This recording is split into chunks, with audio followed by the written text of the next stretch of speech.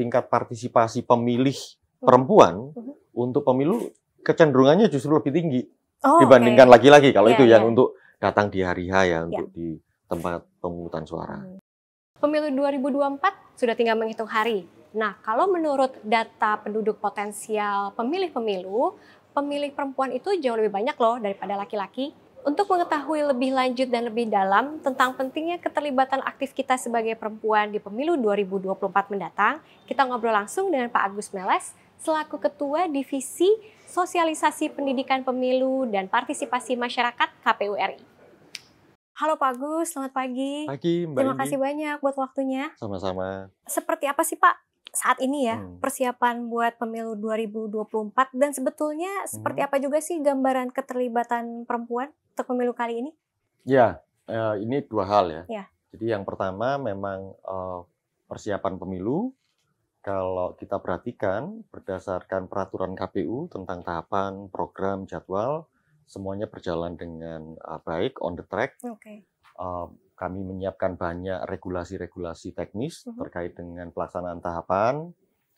Kalau urusan spesifik perempuan memang ada beberapa sisi. Jadi pertama tentu biasanya kan gini, keterlibatan perempuan dalam politik misalnya dalam konteks pencalekan. Itu wilayahnya partai politik, tetapi KPU kan punya ketentuan karena ini ketentuan di undang-undang untuk keterwakilan perempuan dalam daftar calon itu 30%. Dan kalau kita lihat berdasarkan pendaftaran bakal calon yang diajukan oleh partai politik rata-rata di atas 30%. Nah, itu satu hal yang catatan yang bagus ya buat perkembangan demokrasi di Indonesia. Kemudian di sisi kelembagaan kami juga melakukan proses-proses seleksi rekrutmen penyelenggara pemilu mulai dari tingkat provinsi, kabupaten, kota yang sekarang ini juga sedang berlangsung. Tentu salah satunya kami fokus ke sana juga. Meskipun memang ini kan bagian ada yang proses seleksi, memang kita tidak bisa hindari. Tapi yang terakhir untuk 20 provinsi yang kita lantik beberapa waktu kemarin itu sekitar dari calon yang ada dari Timsel sekitar 20% terpilih dan dilantik 16%-an. Nah, ini kita juga nanti masih proses berjalan. Kalau yang lain ya tentu dalam proses penyebarluasan informasi.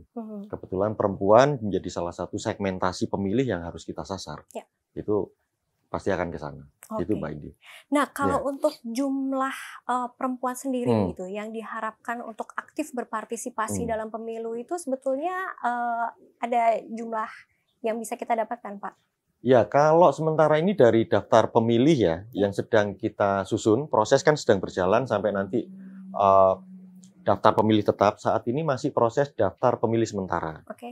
Nah, itu kalau dari daftar pemilih sementara teoritis itu ada sekitar 205 juta pemilih, ya lebih lah sekian gitu. Nah, dari 205 juta itu komposisi perempuannya memang 50% koma sekian, lakinya 49% koma sekian. Jadi proporsinya ya lebih banyak memang perempuan, mungkin sekitar antara bandingannya itu 103 juta pemilih perempuan dibandingkan dengan 102 juta pemilih laki-laki. Nah, tapi kalau kita lihat dalam beberapa kali data kepemiluan, sebenarnya tingkat partisipasi pemilih perempuan untuk pemilu kecenderungannya justru lebih tinggi dibandingkan laki-laki. Kalau itu yang untuk datang di hari H ya, untuk di tempat pemungutan suara. Di situ sih. Nah, tapi meskipun memang angkanya banyak, kayak Bapak suka bilang, tapi seringkali kita mendengar bahwa yang aktif sebetulnya mungkin secara prakteknya agak kadang dia datang, tapi mungkin ada sesuatu yang kurang atau apa, akhirnya dia batal. Tapi mungkin bisa diceritakan juga ya akhirnya ke audiens perempuan yang ada di luar, kenapa akhirnya perempuan itu memang harus berpartisipasi aktif? Ya gini, jadi Indonesia ini kan harusnya memang satu bangsa, satu negara untuk semua. Apakah dia berdasarkan gender, kemudian berdasarkan etnis, segala macam lah. Keberagaman kita kan luar biasa. Tapi yang jelas, perempuan ini sebagai satu entitas ya, dia punya kepentingan yang sangat manifest. Dia misalnya kecenderungannya akan lebih terdampak terhadap kebijakan-kebijakan yang biasanya berdampak terhadap kesejahteraan. Ya. Misalnya upah, Ya.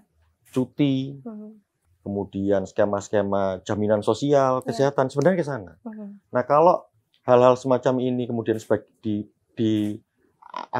dipersepsi sebagai satu kepentingan konkret, maka itulah kemudian relevansinya pemilu, karena pemilu nanti akan menghasilkan para pemimpin, para pengambil kebijakan yang akan membentuk satu produk kebijakan berupa undang-undang, dan itu pasti akan berdampak ke semua pihak. Nah, di sana sebenarnya posisinya di situ, itu relevansinya, dan itulah yang kemudian menjadi dasar mengapa teman-teman perempuan ya selain dia punya hak pilih, gunakan hak pilih itu, termasuk nanti mungkin lebih aktif bahkan dibanding yang lain untuk misalnya melihat profil dari visi misi programnya partai politik, calon legislatif, calon presiden, wakil presiden, apa saja nanti misalnya tawaran kebijakan nih. Misalnya kalau kita punya isu stunting, kesehatan yang mungkin untuk ibu anak segala macam, itu kan harus terrealisasi dalam konteks kebijakan nasional. Nah, itu relevansinya. Para puan itu sebetulnya melakukan riset. Para puan di KG Media melakukan riset bahwa ternyata 70,4% audiens perempuan itu ternyata tidak selalu mengikuti isu politik. Kalau tadi kan Pak Agus sudah cerita bahwa ada alasan nih supaya perempuan perlu berperan aktif. Tapi kalau soal mengawasi pemilu, nah itu gimana Pak? Ya kan ini gradasi keterlibatan ya, itu bisa berbeda-beda. Bahwa kita juga tidak menutup mata. Banyak teman-teman perempuan, apakah dia secara mandiri atau dalam kelompok-kelompok yang terorganisir, itu memainkan peran yang signifikan dalam proses-proses pengambilan kebijakan. Apakah dia sebagai kelompok penekan gitu kan, macam-macam tuh, digabung di NGO, khusus untuk isu perempuan, ataupun yang isu-isu yang sebenarnya non perempuan lah, anggaplah gitu. Tapi teman-teman perempuan banyak terlibat di sana. Itu tentu mereka akan terlibat aktif, mengawasi, turut berupaya untuk mempengaruhi kebijakan. Tapi ya normal saja kalau yang lain itu mungkin keterlibatannya tidak sampai ke sana. Tetapi yang paling penting gini, politik jangan dipahami sesuatu yang muluk-muluk gitu. Tapi ini kan keseharian kita. Oh, ibu-ibu, misalnya kita ini banyak problem di daerah-daerah, misalnya urusan kesehatan ibu anak. Ini fakta. Nah, problemnya gini, siapa yang akan menyampaikan aspirasi itu? Dan dari mana aspirasi itu keluar? Yang punya pengalaman intim terhadap masalah itu ya perempuan itu sendiri. Ya normalnya begitu. Nah, minimal mereka mengenal isunya apa, kebutuhannya apa. Nah, nanti misalnya kelompok-kelompok perempuan yang berada di tengah-tengah itu, yang menjembatani antara anggaplah basis ya, dengan kemudian kebijakan, ya mereka di tengah-tengah, mereka bisa membantu untuk menyalurkan aspirasi. Nanti partai politik akan melakukan artikulasi sampai menyusun program dan ditawarkan. Dan nanti akan harapannya tentu jadi kebijakan. Di situ sih sebenarnya. Kalau prosesnya dilihat politik agak rumit ya. Tapi yang jelas manifest kebutuhannya perempuan itu jelas kok. Kalau soal strategi dari KPU sendiri gitu untuk mensosialisasikan soal pemilu ini ke perempuan, apakah ada strategi komunikasi khusus? Karena kan KPU juga akan menggunakan local wisdom dalam mensosialisasikan ini. Ya, jadi gini, tema besarnya kita susun. Pemilu itu sebagai sarana integrasi nasional. Pemilu itu untuk bersama, untuk semua. Pemilu itu mempersatukan. Nah, tentu tema besarnya begitu.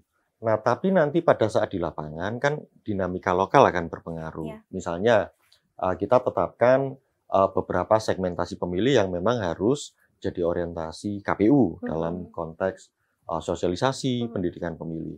Nah, nanti termasuk di sana ternyata local wisdom. Kan kita banyak nih local wisdom yang luar biasa. Misalnya gini, satu ketika interaksi-interaksi kami dengan teman-teman di Papua kan dianggap rawan konflik gitu. Nah, ternyata begitu begitu perempuan yang tampil, ketika dia berdiri dan menyampaikan sesuatu, maka konflik itu harus berhenti. Harus berhenti. Tapi kalau masih lakinya itu masih belum selesai itu. Nah, ini satu fakta sendiri yang local wisdom yang mungkin tidak ada di semua tempat, tapi khas di daerah tertentu. Termasuk local wisdom misalnya bagaimana kemudian mengakselerasi tingkat pendidikan yang mungkin tidak sama ya di banyak tempat, ya mau tidak mau menggunakan bahasa lokal, bahasa daerah, kemudian fasilitator termasuk narasumber ya tentu dari segmentasi pemilih itu sendiri. Itu bagaimanapun juga itu yang harus itu yang kami lakukan di sana, strategi komunikasinya gitu. Nah, salah satunya sekarang misalnya kita tahu tidak banyak mungkin media yang menaruh perhatian khusus terhadap teman-teman perempuan, apalagi yang muda. Padahal ini bagaimanapun juga tahun 2024 mendatang, ya teoritis kan hampir 55, 56, hampir 60% itu anak muda. Anak muda usia misalnya itu 17 tahun sampai 39 sampai 40 tahun. Di sana ada perempuan. Nah, tentu antara perempuan yang ibu-ibu dengan perempuan yang di dunia pekerjaan, profesional, dengan teman-teman perempuan yang mungkin masih usia pendidikan kan tentu kepentingannya berbeda-beda. Ini kan lagi proses yang menuju proses penetapan daftar pemilih tetap ya. Nah, saya berharap teman-teman semua itu ngecek aja, klik www.kpu.go.id misalnya, cek dptonline.kpu.go.id, nanti akan ketahuan tuh di situ. Nah, kalau ingin mengubah, apakah mau secara online atau misalnya datang ke kantor-kantor perwakilan kami, mulai di KPU Provinsi, KPU Kabupaten Kota, ataupun di Sekretariat Panitia Pemilihan Kecamatan, Desa, gitu kan ada tuh di situ. Terima kasih sudah menonton video ini. Jangan lupa subscribe dan aktifkan lonceng notifikasi supaya kamu nggak ketinggalan video terbaru dari Grid.